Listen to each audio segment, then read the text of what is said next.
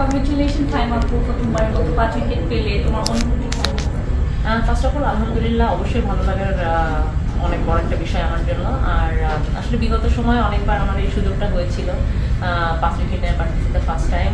এর জন্য আসলে আমি অনেক হ্যাপি। এবং আমি বিগত সময় 4টা উইকেট পেয়েছি, বাট সুযোগ থাকা সত্ত্বেও হয়তো বা আমার 5টা উইকেট নেওয়ার হয় নাই। বাট এই সময় আমার অনেক ভালো লাগছে। এবং আমি আমার জায়গা থেকে বলবো যে আমি যে পাশ থেকে বল করতেছিলাম, আমার প্রথমে বলটা ধরে আমার মনে হয়েছে যে না, আজকে হয়তো বা আমার দিন হতেও পারে, উইকেট টেকিং অপশনটা আমার বেশি ছিল। তো সেই দিক থেকে আমি বলবো আলহামদুলিল্লাহ। আরো বলতে চাই যে তোমাকেও কংগ্রেচুলেশন। আমি এক পাশ থেকে যখন উইকেট নিচ্ছিলাম, তুমি অনেক পরে বোলিং এ আসার পরে তোমাকেও কংগ্রেচুলেশন। তুমি 5 উইকেট নিয়েছো, তোমার অনুভূতিটা কেমন?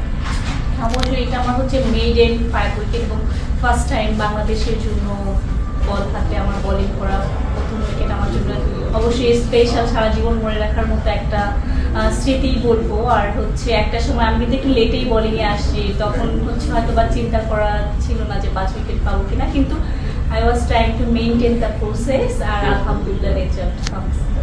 আর তোমার কি এমন মনে হয়েছিল যে একটা সময় তোমারও চান্স ছিল, কারণ তুমি খুব কুইক একটা ওভারে 2টা উইকেট নিয়েছিলা, তো তখন কি এটা ফিল হচ্ছিল যে না আজকে আমি 5টা উইকেট দিব, বা এমন কোনো পরিকল্পনা ছিল কিনা? টু বি ভেরি অনেস্ট, এভাবে কখনোই মানে যায় না, বা এই ম্যাচেও যাওয়া হয়নি। আমি চেষ্টা করছিলাম, আমার কোচ এবার বলছিল উইকেট টু উইকেট বল করবো, একটুকুই প্ল্যান ছিল জাস্ট উইকেটে বোলিং করি, আর আলহামদুলিল্লাহ ওয়াজ সাকসেসফুল। আচ্ছা, মানে তুমি তোমার প্ল্যানটা প্রপারলি এক্সিকিউট করতে পারছো, যাক আলহামদুলিল্লাহ। ধন্যবাদ সবাইকে যারা আমাদের দেখছিলেন এবং আমাদের খেলা দেখছেন এতদিন ধরে।